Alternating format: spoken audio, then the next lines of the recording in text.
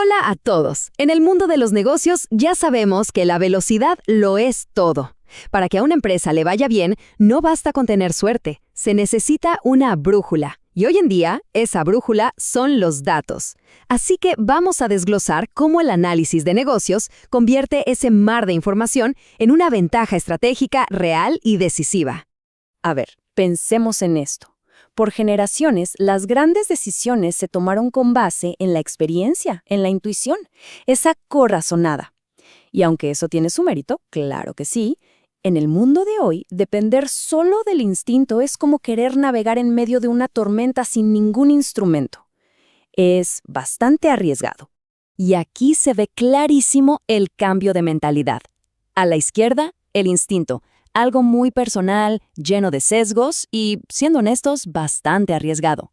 A la derecha, la estrategia basada en datos, objetiva, estratégica y ágil.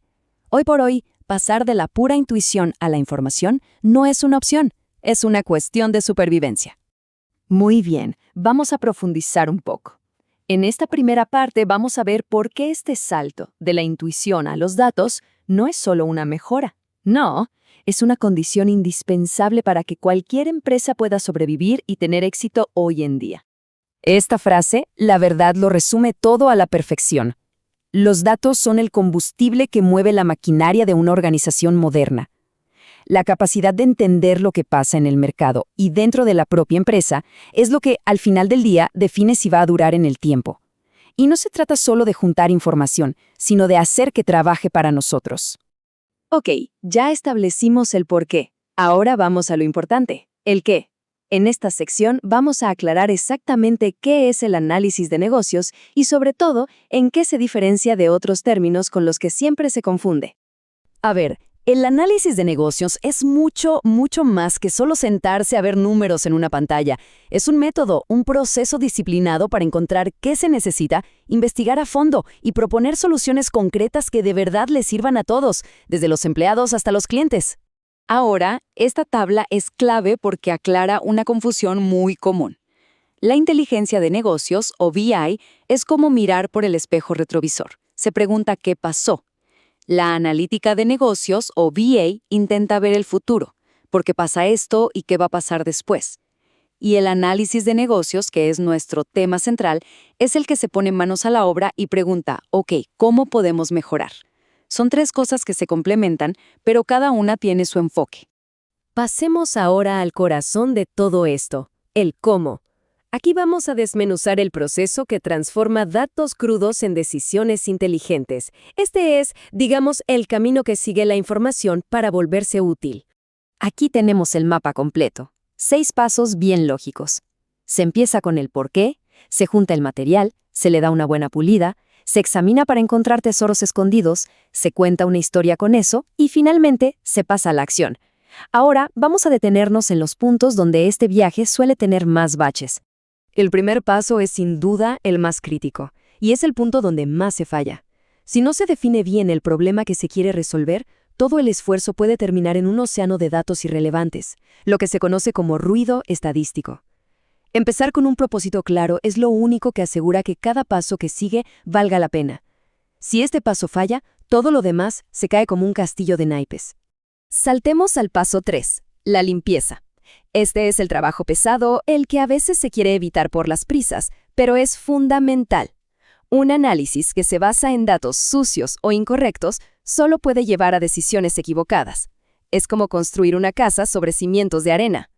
Este control de calidad es la única garantía de que las conclusiones sean confiables. Esto ilustra de forma brillante cómo evoluciona el análisis. No se trata solo de describir el pasado. El análisis descriptivo nos dice qué pasó. El predictivo usa esa información para pronosticar qué podría pasar. Pero el nivel más alto, el prescriptivo, va un paso más allá y recomienda qué acciones tomar. Es pasar de ser un simple espectador a ser el arquitecto del futuro de la empresa. Una vez que se tienen los resultados, ¿cómo se comunican? Aquí es donde entra el famoso data storytelling. Y no se trata solo de hacer gráficos bonitos. Se trata de construir una historia. Una narrativa que conecte y que transforme números abstractos en algo claro que inspire a los líderes a tomar decisiones bien informadas. Muy bien, ya conocemos el proceso. Pero, ¿qué herramientas se usan para recorrer este camino? En esta sección vamos a ver algunos de los métodos más clásicos y efectivos que usan los profesionales para ponerle orden al caos de los datos. Aquí tenemos algunas de las más poderosas. El FODA nos obliga a mirarnos al espejo, fortalezas y debilidades, y al mismo tiempo a mirar por la ventana, oportunidades y amenazas. PESDEL, por otro lado, es como un radar que analiza todas esas fuerzas externas que afectan al mercado. Y los 5 porqués es genial por lo simple, preguntando por qué varias veces se llega a la raíz del problema, no solo al síntoma. Bueno, es hora de bajar de la teoría a la práctica.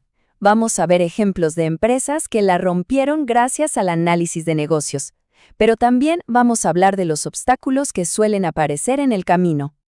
Con estos ejemplos todo se vuelve mucho más claro. Netflix no adivina lo que queremos ver, lo predice. Walmart no llena sus tiendas al azar, usa datos para saber exactamente qué vender y dónde. Y UPS ahorra millones de dólares optimizando sus rutas. Todos son casos de éxito espectaculares de decisiones basadas en datos. Suena increíble, ¿verdad? Pero seamos realistas. Adoptar esta cultura de datos no es tan fácil como parece. A pesar de todos los beneficios, el camino está lleno de barreras, y algunas son bastante grandes. Y este es el ejemplo más fuerte de todos. Kodak, un gigante que todos conocemos, no supo adaptarse. Tenían los datos, tenían la tecnología. De hecho, ellos inventaron la cámara digital, pero el miedo al cambio, el miedo a afectar su negocio de siempre los paralizó. Es una lección tremenda sobre lo que está en juego si se decide ignorar las señales. Y aquí están los 3 grandes obstáculos. Primero, datos de mala calidad que te llevan a conclusiones equivocadas. Segundo, la falta de gente que sepa cómo interpretar esa información. Y, quizá el más difícil de todos, la resistencia cultural. Ese miedo a cambiar la forma de hacer las cosas, muy parecido a lo que le pasó a Kodak. Y con esto llegamos a una idea fundamental. Es crucial entender que esto del análisis no es un proyecto que empieza y termina. Para nada. Es un ciclo constante de preguntar, analizar, actuar y aprender. Es, en el fondo, una nueva mentalidad, una nueva forma de operar. Porque al final de cuentas, de esto se trata. El análisis permite que las organizaciones dejen de ser reactivas, de solo andar apagando incendios, para volverse proactivas. Les da el poder no solo de anticipar lo que viene, sino de darle forma. Así que, para cerrar, queda esta pregunta flotando en el aire. Dentro de cada organización hay datos. Y dentro de esos datos hay historias. Historias sobre los clientes, sobre cómo funcionan las cosas, sobre oportunidades que nadie ha visto. La verdadera pregunta es, ¿alguien las está escuchando?